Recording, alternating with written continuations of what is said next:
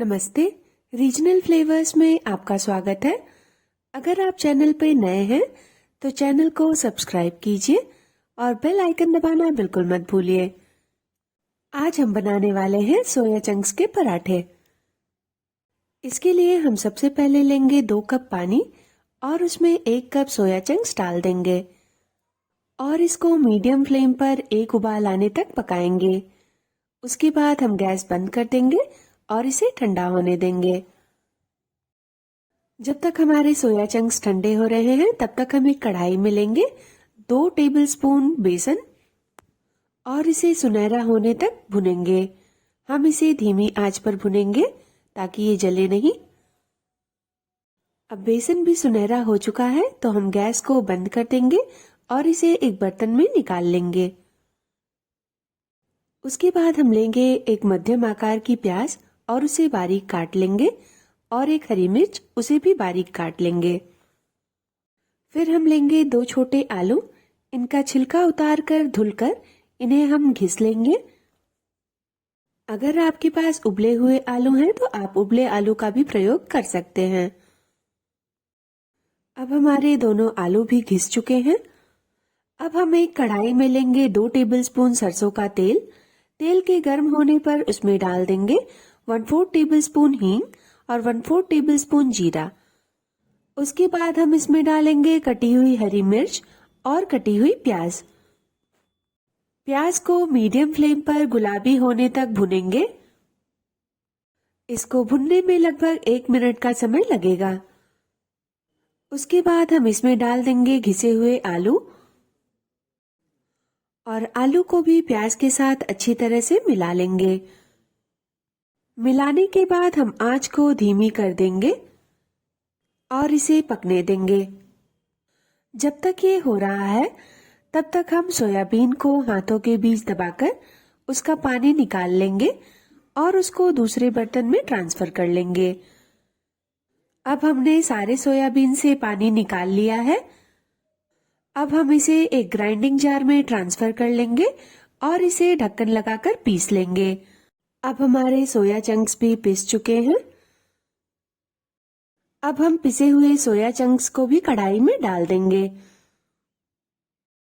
Soya chunks डालने के बाद हम इसमें डालेंगे 1 टेबलस्पून बेसन, 1/4 टेबलस्पून हल्दी पाउडर, 1/4 टेबलस्पून कश्मीरी लाल मिर्च, 1/4 टेबलस्पून सब्जी मसाला और नमक स्वादानुसार। इन सबको हम आपस में अच्छी तरह से मिला देंगे और 3 से 4 मिनट तक मीडियम फ्लेम पर पकाएंगे। अब हमें इसे पकाते हुए 3 से 4 मिनट हो चुका है और सोया चंक्स का सारा पानी सूख चुका है। अब हम गैस को बंद कर देंगे और इसे ठंडा होने देंगे।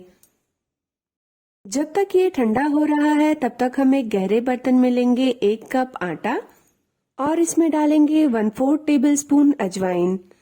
अजवाइन को हम हाथों के बीच रगड़ कर डालेंगे। हाथों के बीच रगड़ने से इसका स्वाद उभर आता है। फिर इसमें डालेंगे 1/4 टेबलस्पून नमक और 1/4 टेबलस्पून रिफाइंड ऑयल। फिर हम इसमें थोड़ा थोड़ा पानी डालते हुए इसका ढीला आटा लगा लेंगे। हमें इसमें पानी थोड़ा थोड़ा करके डालना है ताकि आटा गीला ना हो जाए। हमें बहुत टाइट आटा नहीं गूंथना है, नहीं तो पराठे अच्छे नहीं बनेंगे। अब हमने आटा भी गूंथ लिया है। अब हम इसे ढककर 10 मिनट के लिए रख देंगे। 10 मिनट के बाद हमने एक कटोरी में अपना तैयार किया हुआ मसाला, गुथा हुआ आटा, तिल और कटी हुई हरी धनिया निकाल ली है। अब हम आटे की एक लोई काट लेंगे और उसे उंगलियों की सहायता से बीच में गहरा कर लेंगे। फिर हम इसमें एक चम्मच की सहायता से अपना तैयार किया हुआ मसाला भर देंगे। फिर इसके किनारों को उंगलियों की सहायता से मोड़ते हुए आपस में जोड़ देंगे। इसको आपस में जोड़ते हुए हम इसका मुंह बंद कर देंगे। फिर हम इस बाहर निकले हुए हिस्से को अंदर की तरफ मोड़ देंगे और इसे एक गोल आकार दे देंगे। गोल आकार देने के बाद हम इस पर थोड़ी सी हरी धनिया डाल देंगे और थोड़ा सा इस पर आटा छिड़क कर इसे हम बेल लेंगे। एक दो बार बेलन चलाने के बाद हम इस पर तिल डाल देंगे और तिल डालने के बाद हम इसे पतला बेल लेंगे। थोड़ा सा सूखा आटा डालकर हम पराठे को दोनों तरफ से बेल लेंगे। अब हमने पराठे को दोनों तरफ से अच्छी तरह से बेल लिया है और हमारा पराठा बनने के लिए तैयार है। अब हम पराठे को गरम तवे पे डाल देंगे और इसे मीडियम फ्लेम पर अच्छी तरह से पकाएंगे।